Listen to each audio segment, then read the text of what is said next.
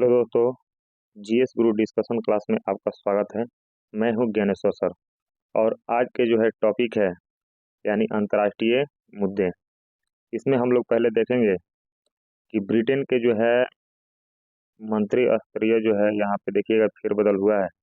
इसमें मंत्रिमंडल में जो है फेरबदल किया गया है, इसके बारे में पहले देखेंगे, है ना। दूसरा जो देखेंगे यानी कि भारत और अमेरिका के बीच जो है मंत्री स्तरीय 2+2 वार्ता हुई है। तो ये देखेंगे कि वार्ता कहाँ पे हुआ है ना, जो कि ये इम्पोर्टेंट है। और भारत जो है अमेरिका के साथ साथ और किन दो देशों के साथ जो है यानी कि 2+2 वार्ता करता है और 2+2 वार्ता में कौन भाग लेते हैं, इसके बारे में हम लोग चर्चा करेंगे। फिर जो है आपको देखेंगे नेक्स्ट टॉपिक है, इसमें जो है कौन कौन सा जो है वार्ता में भाग लेंगे। नेक्स्ट टॉपिक है अफगानिस्तान ने भारत स्थित अपना दूतावास अस्थायी रूप से बंद कर दिया, इसके बारे में चर्चा करेंगे। तो ये सवाल जो है करंट अफेयर का है और बहुत इंपॉर्टेंट है किसी भी एग्जाम के लिए, तो आप लोग इसको अच्छा देखिएगा। फिर नेक्स्ट जो है यानी कि दक्षिणपंथी जेवियर मिलेई अर्जेंटीना के नए राष्ट्रपति, है ना। तो इसके हमको फिर इसके बाद हम लोग चर्चा करेंगे, है ना। फिर आएंगे नेक्स्ट जो है इसको देखेंगे क्या जी कि न्यूजीलैंड का प्रधानमंत्री वर्तमान में जो है कौन बना है, ये 2024 यानी कि जनवरी का है। फिर देखेंगे भारत में जो है भूटान नरेश जो यात्रा किए हैं, इसके बारे में हम लोग देखेंगे, है ना। देखिए फिगर जो है नरेंद्र मोदी जी के साथ जो है भूटान नरेश का। फिर उसके बाद यानी कि मालदीव ने है जो भारत से बोला है सेना हटाने के लिए, तो इसके बारे में हम लोग चर्चा करेंगे, है ना। तो यही 6-7 महत्वपूर्ण टॉपिक है, इसके बारे में चर्चा करेंगे। आइए तो देखते हैं नेक्स्ट है ब्रिटेन के मंत्रिमंडल में फेरबदल, भारतीय मूल के सुइल्जा ब्रेयरमैन को जो है मंत्रिमंडल से बाहर कर दिया गया है। आपको पता होना चाहिए कि ब्रिटेन में जो है भारतीय मूल के प्रधानमंत्री ऋषि सुनक हैं। और ये जो है ऋषि सुनक यानी कि अपना जो है 13 नवंबर 2023 को अपना मंत्रिमंडल में फेरबदल किए थे। इसका कारण था कि वहाँ पे बहुत सारे जो है क्षेत्रीय लोग जो है विरोध कर रहे थे मुद्दा को लेकर के कि इसमें जो है कुछ विवादित बयान दे दी थी, जिसके कारण तो फेरबदल किया गया। और इनके स्थान पे जो ऊपर देखिएगा ये जो है इनके स्थान पे इनका नाम है सुएला ब्रेवरमैन। तो सुएला ब्रेवरमैन के स्थान पे हो गए हैं डेविड कैमरन। और डेविड कैमरन जो है किसी परिचय का मोहताज नहीं है। आप लोग पहले जानते हैं कि इन्होंने 2010 से लेकर के और 2016 तक ब्रिटेन के प्रधानमंत्री रहे हैं, है ना। और उसके बाद जो है 2000 यानी कि 5 से लेकर 16 तक ये जो है कंजर्वेटिव पार्टी, जो कि आपको ब्रिटेन का पार्टी है ना, इसका जो है अध्यक्ष के पद पे भी रहे हैं।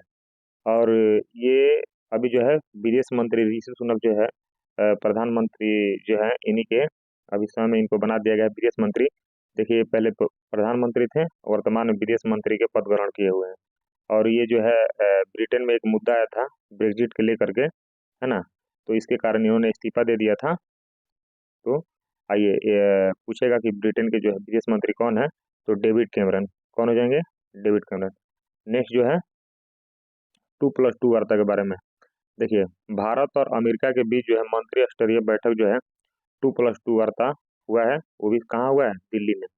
दिल्ली में 10 नवंबर 2023 को ये 2+2 वार्ता हुआ है। तो हम लोग देखेंगे कि 2+2 वार्ता होता है तो कौन कौन इसमें भाग लेते हैं। तो देखिए जिस देश से अगर ये 2+2 वार्ता करता है भारत, तो इसमें जो है उस देश का विदेश मंत्री और आपको जो है यानी रक्षा मंत्री, और भारत के विदेश मंत्री और रक्षा मंत्री। तो आप तो भारत के जानते हैं कि विदेश मंत्री कौन है, रक्षा मंत्री कौन है, लेकिन अमेरिका के साथ हुआ है तो अमेरिका के बारे में जान लेते हैं कि वहाँ के जो है आपको विदेश मंत्री कौन है। तो अमेरिका के विदेश मंत्री जो है 2+2 वार्ता में भाग लिए थे, वो हैं आपको एंटनी बिलंकन, है ना। एंटनी बिलंकन जो है वहाँ के विदेश मंत्री हैं, जबकि वहाँ के रक्षा मंत्री कौन है जी, तो लॉयड ऑस्टिन। तो आपसे पूछ सकता है कि 2+2 में बताइएगा अमेरिकी विदेश मंत्री आए थे, उनका नाम क्या है, तो एंटनी बिलंकन। लेकिन पूछेगा रक्षा मंत्री वहाँ के कौन है जी, तो आपको हो जाएंगे लॉयड ऑस्टिन। लेकिन भारत के बारे में पूछेगा तो आप लोग जानते भी हैं, लेकिन सुन लीजिए कौन है भारत के। देखिए यहाँ फिगर में देखिए चारों लोग के हैं, यहाँ पर देख लीजिए साइड में है आपको यानी कि विदेश मंत्री एस जयशंकर, और इसके बगल में रक्षा मंत्री राजनाथ सिंह है ना। तो ये जो है आपको यानी कि देखिए फिगर में दिखाया गया है। नेक्स्ट आते हैं, यहाँ पे है देखिएगा 2+2 वार्ता जो है भारत और किन देशों के साथ होता है। तो देखिए ये जो है अमेरिका है, जापान है, ऑस्ट्रेलिया है, रूस है ना। यानी कि 2+2 वार्ता जो है भारत इन्हीं मतलब कि देशों के साथ जो है करता है। लेकिन 2023 जो है लास्ट आपको यानी कि नवंबर में जो संपन्न हुआ वो आपको अमेरिका के साथ और ऑस्ट्रेलिया के साथ यानी कि दो देशों के साथ हुआ है ना। लेकिन इसका अतिरिक्त जापान और रूस के साथ भी भारत क्या करता है, 2+2 वार्ता करता है, जिसमें विदेश मंत्री और रक्षा मंत्री के बीच जो है समझौता होती है ना। फिर उस तरीका से देखेंगे अफगानिस्तान के बारे में, है ना। तो आप लोग पहले देखे थे कि अफगानिस्तान में जो है यानी कि तालिबानियों को जो तालिबान द्वारा जो उस पे कब्जा कर लिया गया। तो वहाँ पे यानी कि भारत द्वारा जो है निर्मित अफगानिस्तान में एक बांध है, उसका नाम है सलमा बांध। कौन सा बांध है? सलमा बांध। तो सलमा बांध पर भारत जो है बहुत सारा पैसा खर्चा किया है ना। लेकिन इसको लेकर के भारत सोच रहा था कि अपना जो है अफगानिस्तान के पक्ष में जो है अपना ये करें कि सलमा बांध के जो है पैसा जितना लगाए पूंजी लगाए वो डूबे नहीं। तो उस पे जो है भारत ने कुछ दिन पहले जो है मध्य एशिया के देशों के बीच जो है आपको बैठक हुई थी। तो उसमें भारत ने 20,000 क्विंटल जो है आपको यानी कि उसको क्या किया था, गेहूं जो है दिया था अफगानिस्तान को। 20,000 क्विंटल गेहूं दिया था, जिसके कारण जो है देखिए अफगानिस्तान जो है यानी कि देखिए खा के भूल गया, है ना। इसमें क्या है कि देखेंगे फिर यहाँ पे देखिए क्या दिया है कि अफगानिस्तान ने भारत स्थित अपना दूतावास अस्थायी रूप से बंद कर दिया है। भारत में जो है अफगानिस्तान के राजनीतिक जो है आपको यानी कि दूतावास था, है ना। और दूतावास जो है आपको यानी कि भारत क्या कर दिया है, अपना बंद कर दिया है ना। तो आप समझिए कि इसमें जो है यानी कि प्रशासनिक संबंधी जो है यानी कि खामियां आ सकती है ना। ये जो यहाँ पे बंद कर दिया, तो ये सवाल पूछ सकता है कि बताइए कि भारत में कौन सा देश ने अपना दूतावास को बंद कर दिया है, थे अफगानिस्तान ने बंद कर दिया। आते हैं नेक्स्ट पॉइंट पे। नेक्स्ट पॉइंट क्या है, तो नेक्स्ट पॉइंट यहाँ पे देखिएगा दिया हुआ है कि सत्तारूढ़ लेबर पार्टी की पराजय के पश्चात नेशनल पार्टी के क्रिस्टोफर लक्सन, है ना। आप लोग सभी जानते हैं कि ये जो है इससे पहले यानी कि न्यूजीलैंड के प्रधानमंत्री कौन थे जी, तो उनका नाम था क्रिस हिपकिंस, है ना।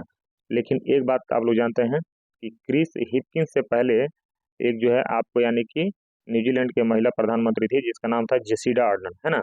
और जेसिडा अर्डन ने यानी कि ये अपना कार्यभार जो है यानी कि कुछ दिन पहले छोड़ दिया था। उसके बाद क्रिस हिपकिंस को जो है न्यूजीलैंड को प्रधानमंत्री बनाया गया था।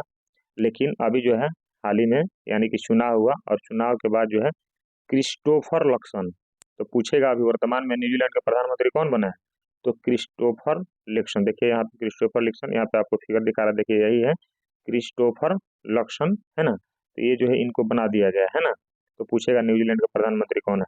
और एक बात आपको यानी कि न्यूजीलैंड के जो है आप नाम सुने थे अभी जेसिडा अर्जन, तो ये जो है प्रथम महिला यानी कि न्यूजीलैंड की थी जो अपने पद पर रहते हुए यानी कि किसी बच्चा को जन्म दी थी और विश्व की दूसरी महिला रही थी, है ना। जो अपने पद पर रहते हुए किसी बच्चा को जन्म दी थी, इनका नाम है जेसिडा अर्डन। लेकिन वर्तमान में न्यूजीलैंड का प्रधानमंत्री कौन है, क्रिस्टोफर लक्सन, है ना। आते हैं टॉपिक नंबर नेक्स्ट पे। देखिए यहाँ जो है अर्जेंटीना के बारे में दिया है कि दक्षिण पंथी जेवियर मिलेई अर्जेंटीना के नए राष्ट्रपति। अभी जो है नवंबर में यानी कि जो है आपको देखिएगा ये जो है अर्जेंटीना का राष्ट्रपति बने हैं, इनका नाम है जेवियर मिलेई। तो पूछेगा कि अर्जेंटीना का राष्ट्रपति कौन है, तो जेवियर मिलेई। एक बात और याद कर लीजिए कि 2022 में जो जो चुनाव हुआ था आपको यानी कि फीफा वर्ल्ड कप हुआ था, तो फीफा वर्ल्ड कप में यानी कि अर्जेंटीना जीता था और उप विजेता कौन रहा था, फ्रांस रहा था। तो यहाँ से आप लोग याद कर सकते हैं अर्जेंटीना के, देखिए आपको फीफा वाला वर्ल्ड कप जीता, फिर उसके बाद राष्ट्रपति बदल गए, उनका नाम है जेवियर मिलेई। इसको भी आप लोग देख लीजिएगा, है ना। आप लोग यहाँ देखिएगा अर्जेंटीना, अर्जेंटीना जो है इसका राजधानी जो है ब्यूनस आयर्स है और ये दक्षिण अमेरिका महादेश का देश है। आप लोग के मैप के माध्यम से पहले हम बता चुके हैं। नेक्स्ट दे रहा है टॉपिक में कि भूटान नरेश जिग्मे खेसर, है ना। तो जिग्मे खेसर नामग्याल का जो है इनका पूरा नाम है जिग्मे खेसर नामग्याल वांगचुक। तो इनका जो है भारत में यात्रा हुआ है ना। ये भारत में यात्राएं किए हैं। ये कब से कब तक किए हैं, तो देख लीजिए यहाँ पे 3 से 10 नवंबर के बीच जो है यानी 2023 में भारत में ये आए थे, है ना। और यात्रा किए हैं ये, और भारत के साथ मैंने द्विपक्षीय जो क्या हुआ है कुछ वार्ताएं भी किए हैं, है ना। यहाँ पे देख लीजिएगा आपको, लेकिन पूछेगा वहाँ के प्रधानमंत्री कौन है जी, तो आपको लोटे शेरिंग, कौन है जाएंगे, लोटे शेरिंग, है ना। लेकिन ये आपको यानी कि वहाँ के नरेश है ना, जैसे राजा बोलते हैं तो वहाँ पे आपको यानी कि होता है। फिर नेक्स्ट जो है पॉइंट में यहाँ पे देख लीजिएगा, पॉइंट में है कि मालदीव से भारतीय सेनाएं हटाने का वहाँ की नई सरकार का भारत से अनुरोध किया है।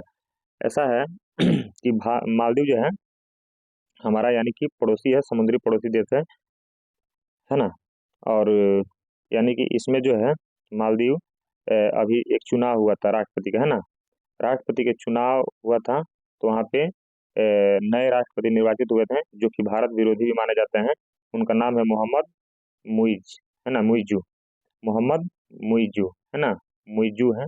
और इनका जो है चुनाव में जो है इन्होंने हरा दिया था इब्राहिम मोहम्मद को, है ना, इब्राहिम मोहम्मद सोली को हरा दिया था। और जैसे ही अपना अपना हमें क्षेत्रीय पार्टी के जो है यानी कि मुद्दा होता है, तो वहाँ पे जो है मुद्दा था कि हम जो है जीतेंगे तो क्या करेंगे, भारतीय सेना को मालदीव से क्या करेंगे, फिर वापस भारत भेज देंगे।